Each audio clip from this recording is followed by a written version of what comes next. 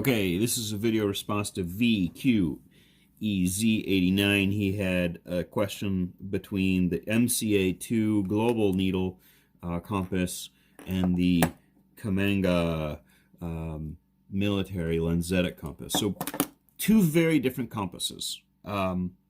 So I would say it depends on what you're more familiar with. So if you're more familiar with this, of using this style of navigation, of dead reckoning versus essentially train association and in your navigation style, then go with something like this. If this is if you have a background, say military, or where you're learning navigation, or the people you're with are going to be using this compass, this style compass, then go with this. Otherwise, I would go with the MCA. This is what's called a baseplate or an orienteering compass. And the main feature, or the kind of component to this which makes it what it is that because it has this clear body, when you can use this as a protractor on your map.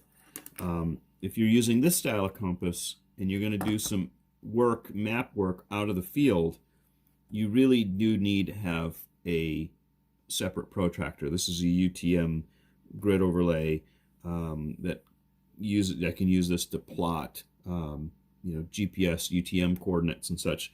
But if I'm offline, if I'm out of the field, then I'm definitely going to need something like this.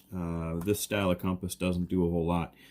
Bomber construction, it's got tritium luminescence in there, so I don't know what the half-life of that, maybe 25-30 years, so it's going to glow forever.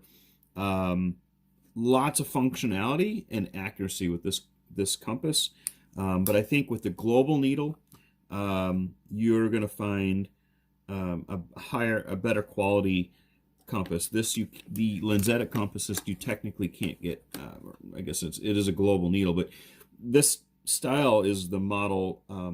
If you need the global needle for international travel, if you're traveling to South America, Australia, anywhere but in the southern hemisphere, you're going to want the Model 3H/SH, and that's going to give you a compass that's balanced for the southern hemisphere. Why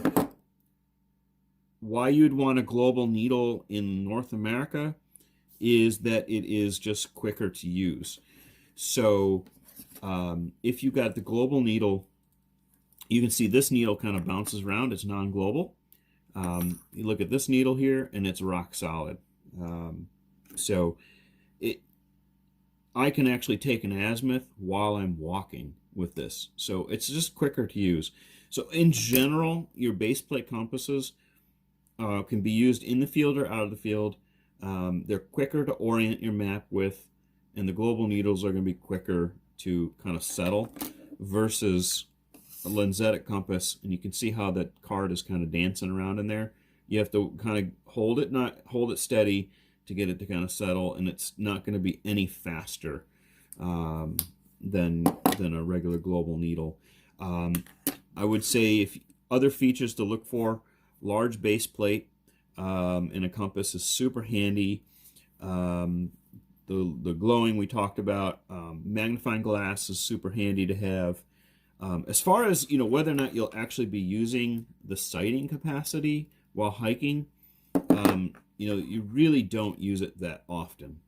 It's more gimmicky. I don't want to say gimmicky, but it's not as used as often, because unless you're in a mountain area or you're canoeing large lakes and you have large spans, you're not going to be doing a whole lot of plotting long legs to travel on generally, because if you're especially in a forested area, there's only so far that you can see.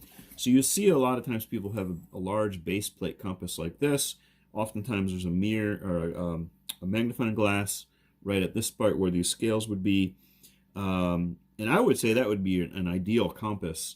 I had a compass like that. I gave it away, but this is the compass I generally use for more in-depth use. It has an inclinometer, which is handy for measuring heights and slope out in the mountains. but it also has a adjustable declination, which is also just, again, one step faster in navigating. So when you get the global needle and the declination on there, it's just a lot quicker and easier to use, faster to use. And you're not going to be able to get any of those features with a compass like this. But if everyone in your group is using this kind of compass, then go for it. You know, solid construction, last forever, great compass, nothing wrong with it.